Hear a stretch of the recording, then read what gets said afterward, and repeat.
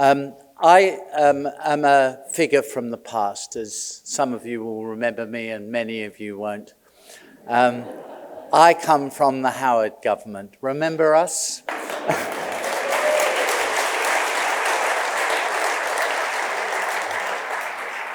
Or as somebody said the other day, missing us yet? In any case, we took an approach to policy and to politics which we would like to describe as rational. We would have seen ourselves as descendants of the Enlightenment movement, so we look at the facts. So when it came to issues pertaining to the Middle East as the foreign minister, I was pretty interested in the facts. So when my department came to me with recommendations, my department being DFAT, with recommendations on how to vote on General Assembly resolutions in the UN, which had some bearing on Israel. Are there many resolutions that have a bearing on Israel? I mean, last year, I think I'm right in saying 1/3 of the resolutions of the UN General Assembly were condemnation of Israel in one form or another. 1/3 of them. Do you think there might be some anti-Semitism around? Anyway, my department would come to me with recommendations for how to vote. And they invariably said to me, Minister, we should vote in good company. What good company meant voting with the EU, voting with some of our regional neighbours and so on. And that normally meant abstain. And I used to say to them, well, let's look at the wording of this resolution. Does it really make sense? I mean, we abstain. That means we don't know what we think. And so I recall one particular resolution, which was to refer Israel's building of the security barrier, or as they like to call it, the wall, to the International Court of Justice. I said to the department, would this be good for the International Court of Justice to provide an advisory opinion on this? And we know what the advisory opinion is going to be. Will it create harmony? Will it help build relations between the Israelis and the Palestinians? No, Minister, no. No, none of those things. No, it's not going to have any real effect. But it's not a good idea. Of course it's not a good idea. But we should abstain. And I said to them, well, we won't abstain. We'll vote against it. Because it's just a bad idea. It's a foolish thing to do, to support this resolution. I want Australia to be known as a country which tells the truth.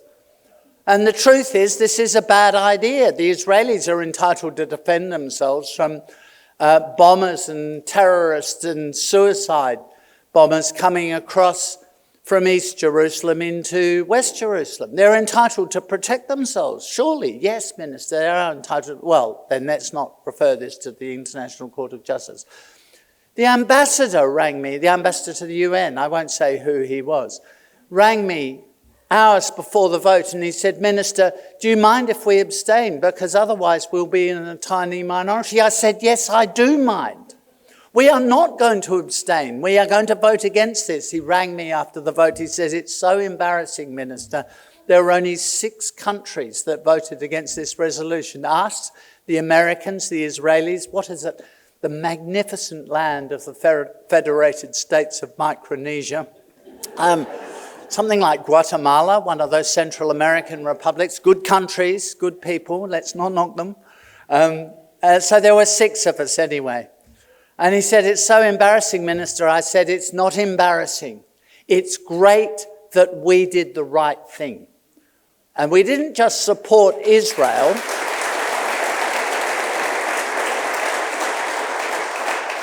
We didn't just support Israel because, we love Jews or we love Israel or whatever it is. We supported Israel because it was irrational not to. And it wasn't in Australia's interest to encourage behaviour in this world which would gradually unravel the stability and security of people generally, and in particular of the Western Alliance and our civilization. I'll come back to that. So years passed, and we get to the 7th of October. I have a look at what has happened, honestly. I can't watch the videos. I can't do that. But I look at the facts of what has happened, and I think to myself, if I were the leader of Hamas, or one of the leaders of Hamas, why would have I done this? Because Israel has a huge defence force. It's a nuclear weapons state, let's be honest. What do I think if I go and slaughter and brutalise people in a way that wouldn't have seen much of that since medieval times?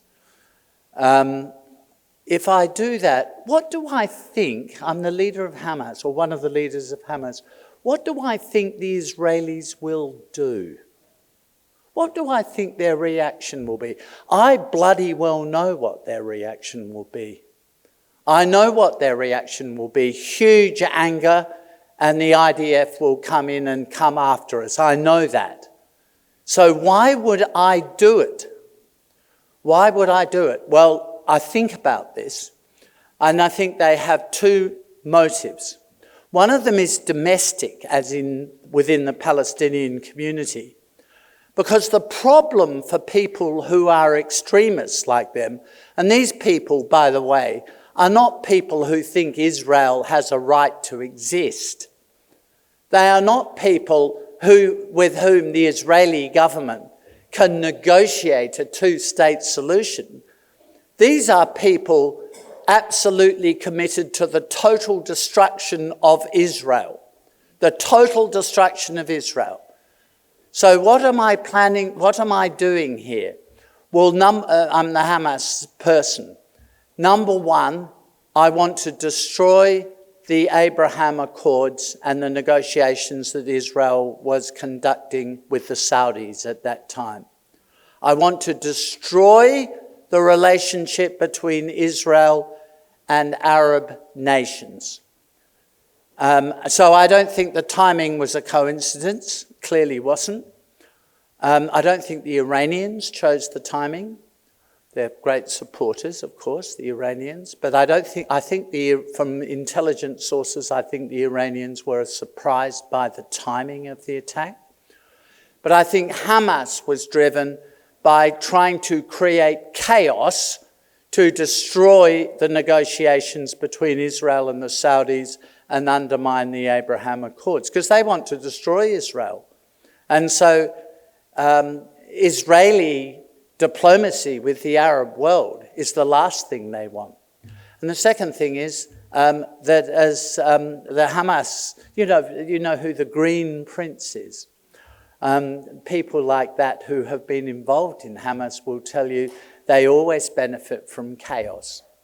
So they were driven not just to destroy Israel's relations with Arab states, but to destroy international support for Israel. And the way the international community has fallen for this, and I'm going to use this word a bit later as well, it's shameful. It's shameful the way the international community has fallen for this. That Israel doesn't have a right to defend itself from people who are determined to destroy the country and to destroy the people and to kill Jewish people, that Israel should be signing up to a ceasefire with these people to allow them, the Hamas people, to continue to prosper. No, Israel should not do that. Israel should not. So if I am, instead of being the Hamas leader, a slightly more comfortable position if I were the Prime Minister of Israel. I had this discussion with William Hague last week. William Hague used to be the British Foreign Secretary. He's like me, he was the opposition leader, brackets, not very good at it. Hopefully none of you remember that, or in his case as well. But he was the Foreign Secretary, Foreign Minister, and a good friend of mine. I said to him, what would you do? Because he's being a bit critical of the Israelis. I said, well, what would you do if you were the Prime Minister of Israel and you were woken up early in the morning on the 7th of October and you were told what was happening and you were subsequently shown the videos and you saw what happened, what would you do? And he said, oh, I would have been doing this and doing that with Abbas and others in the Palestinian Authority. Well, good luck with that. But he said, it's a fair point. I guess I would have sent in the army. And he said to me, what would you have done? I said, it wouldn't have been a complicated decision for me. It wouldn't have been complicated. I would have sent in the Israeli Defense Force with the simple objective of destroying Hamas military activity forever. Forever. So some of you have been, has the Napoleon film started in Melbourne yet? Yes, I think it has. Some of you will have been to see the film of Napoleon. I haven't seen it yet, but I'm a great fan of Napoleon. And Napoleon was, that's another debate for another time. By the way, Napoleon was a friend of the Jewish people. I don't know, you probably don't know that. But he liberated Jewish people from many of the communities that he so-called liberated, invaded, of course. Napoleon was the man who said, war is, these are not his exact words, war is a terrible business and many people die in war. So if you are going to go to war, go in fast, go in hard and get it over and done with as quickly and as successfully as you possibly can, because by doing that you will in the end save lives, not cost lives. And that's what the Israelis must do now. I hate to say this to you, I think they should forget Antonio Guterres. They should forget criticism for the international community. They should forget the United Nations General Assembly, and they should concentrate really hard on their simple task at the moment, which is to destroy the people who want to destroy them. This,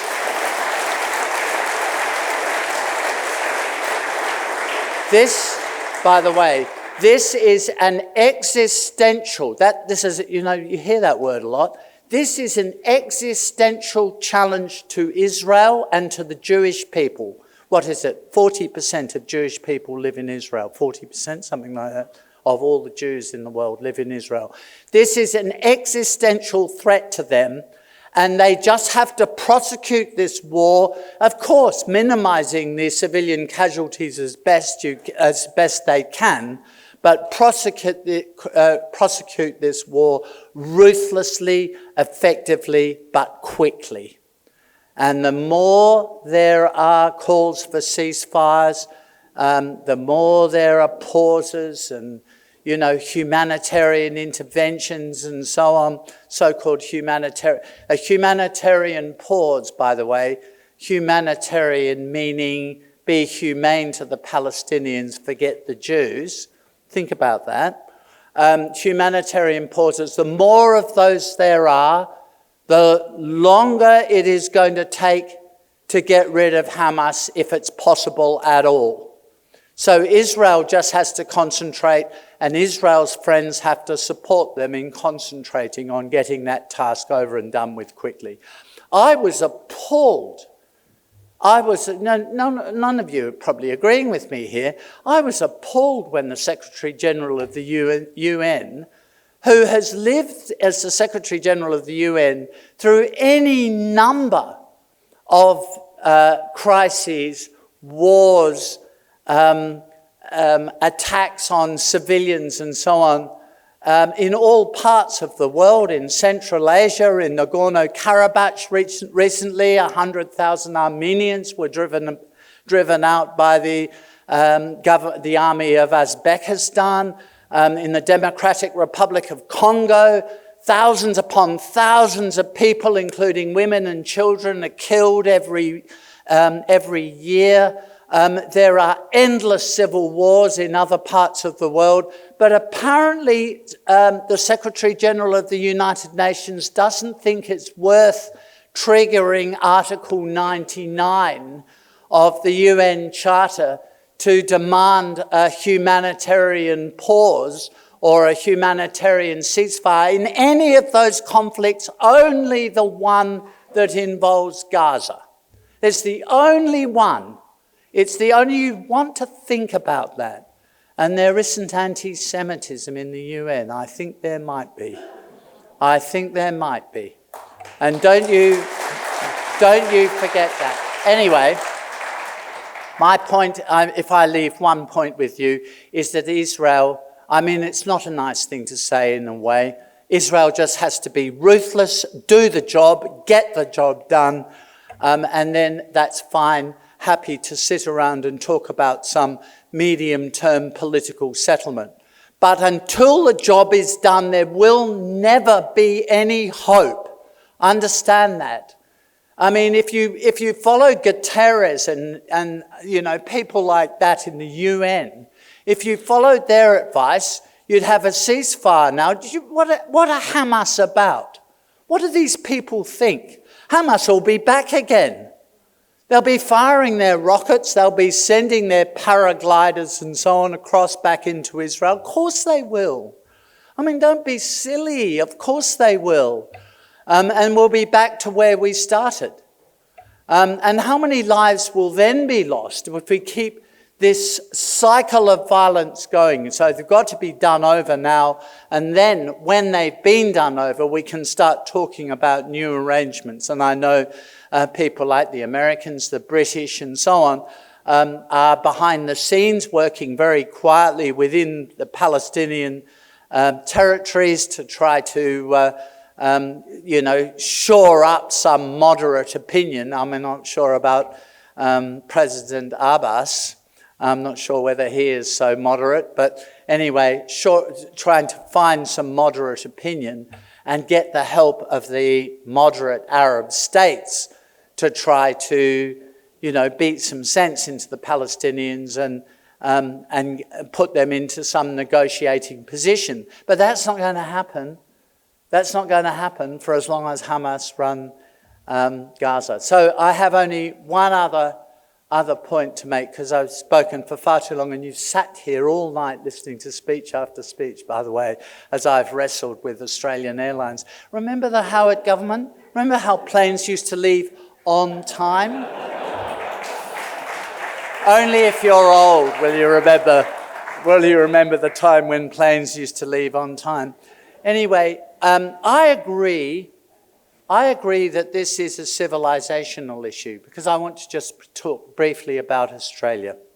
I've been in England not all of the time, but most of the time that this has been going on since the 7th of October. And this has been one of the periods where my country has got a lot of publicity internationally. And it's quite unusual that, and sometimes it's bushfires or somebody gets eaten by a shark. That usually makes the headlines over there in the UK, because they're gloomy people. They like the stories of people being eaten by sharks. But this, and that's sad, of course, but don't get me wrong. But this is something else. This is something else about Australia. Australia got huge publicity when there was, on the 8th or 9th, forgotten which day it was, of October, there was chanting outside the Sydney Opera House, "Gas the Jews." This was on BBC News for everybody in the UK to see. This is my country. In my country, people are chanting, and they're said to be Australians. These people, most of whom no doubt have Australian passports and Australian citizenship, they are part of our country, and they're chanting "Gas the Jews." This makes world news. And then the other one was right here in Melbourne. It also made news. The families of hostages, Israeli hostages, come to Melbourne and they walk into their hotel and there is a demonstration with dolls with red paint on. You know, you've all seen it. I've seen this on TV in London. Demonstrating with banners and so on in a Melbourne hotel. The Crown Plaza, right? Is that the hotel? Let's mention its name. Because what would the manager have thought when all these demonstrators came into the hotel? You know what I would have thought? I would have thought these people were trespassing on private property. And I would have called in the police and said, these trespassers need to be out. And I would have had a leitmotif for doing that, that it would have appalled me if in my country people demonstrated in that sort of way against people suffering the pain of their family members being taken hostage. It would appall me. But anyway, it made the news. And so Australia stands as a country where anti-Semitism is rife. That, of course, Australia is not alone in being one of the countries for which Israel has sent out a travel advisory warning people there could be a bit of anti-Semitism around. This country has brought shame on itself. This country has brought shame on itself since the 7th of October, and we should all hang our heads in shame that we have tolerated that. The demonstrations here, I mean, they're the same in the UK. The demonstrations here, these people chanting from the river to the sea. Have you ever thought of asking some of these people, by the way, this is just entre nous, have you ever thought of asking some of these people on the demonstration, you know when you say from the river to the sea, what river are you talking about? I reckon 50% of them wouldn't have a clue that it's the River Jordan. And the sea, some of them would know it was the Mediterranean. But of course, what they're calling for is the elimination of the state of Israel. The elimination of the state of Israel. It's a great Jewish saying, so where do we go?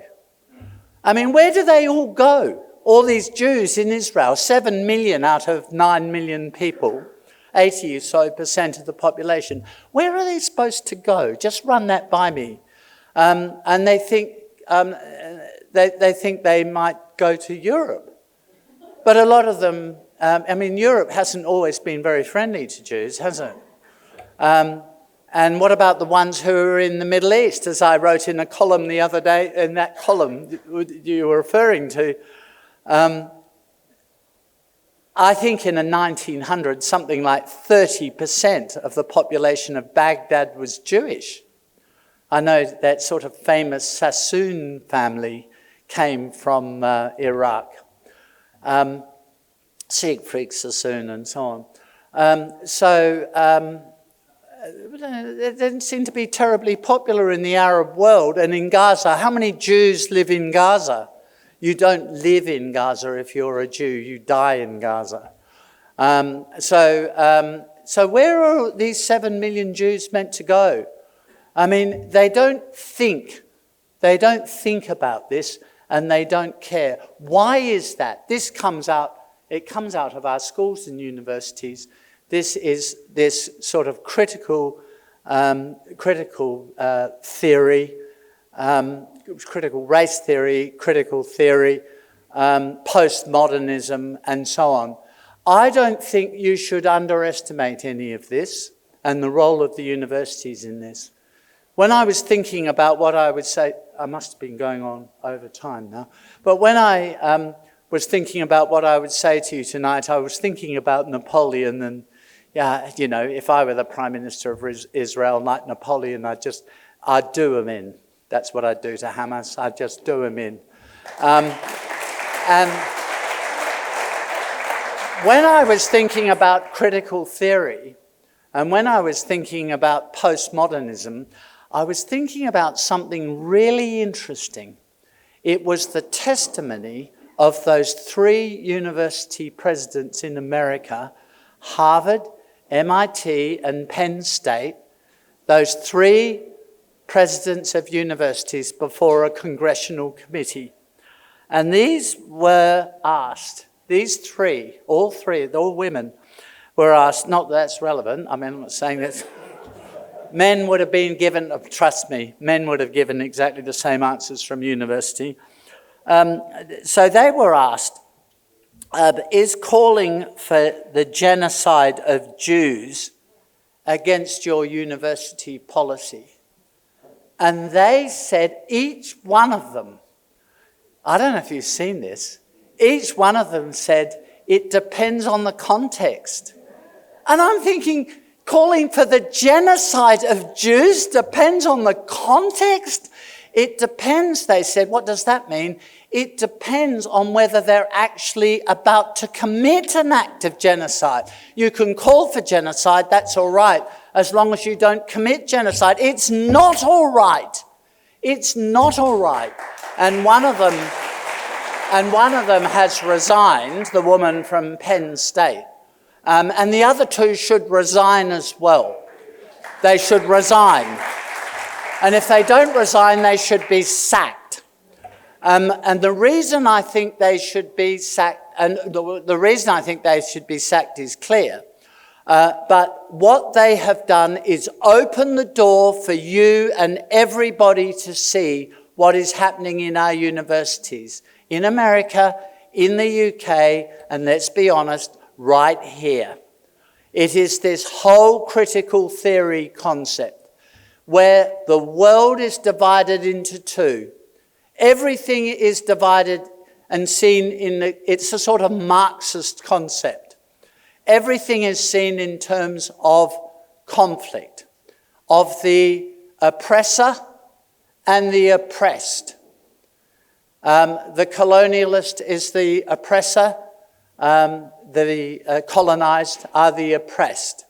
People of colour are the oppressed, white people are the oppressors. They see the whole of the world in this incredibly simple and totally divisive way.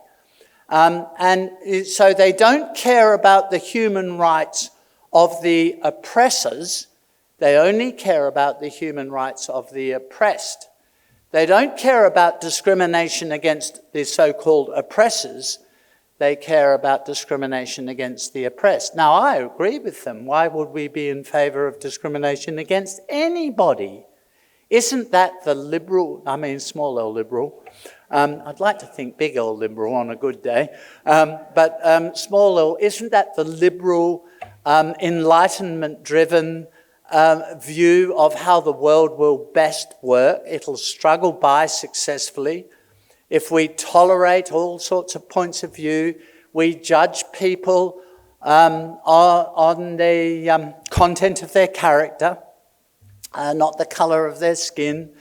As Martin Luther King famously said, if we ensure that we care for all people regardless of their backgrounds, no, it's not their idea. Their idea is to set us against each other. And if you're Jewish, you have gone from the 1930s and 40s being the oppressed, having won, the Israelis having won wars against people who came in and tried to destroy their country, have won wars, they therefore have become the oppressors. And therefore it doesn't matter what happens to Jews because they're oppressors. We don't have to worry about their human rights. Their human rights don't exist. The human rights that exist are the rights of the people who are oppressed. That's apparently, in this context, the Palestinians.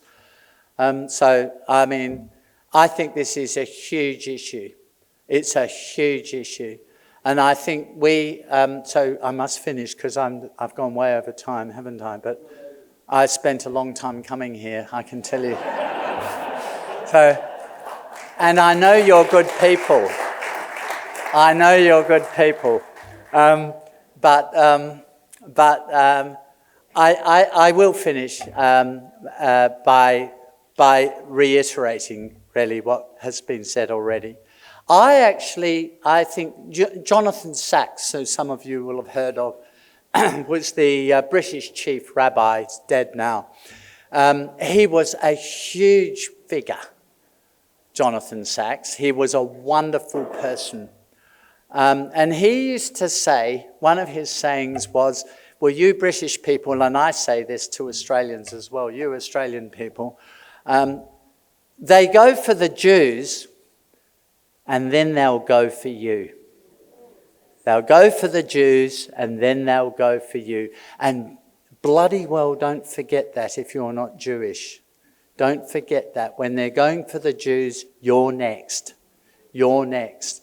And that is what these people are doing. They are breaking down our civilization. And this war, in this, well, I call it the Hamas war, since they started it. By the way, if you're calling for a ceasefire, there was a ceasefire. And on the 7th of October, Hamas ended the ceasefire. And we're supposed to agree to another ceasefire for them. No, I think not. No more ceasefires with Hamas.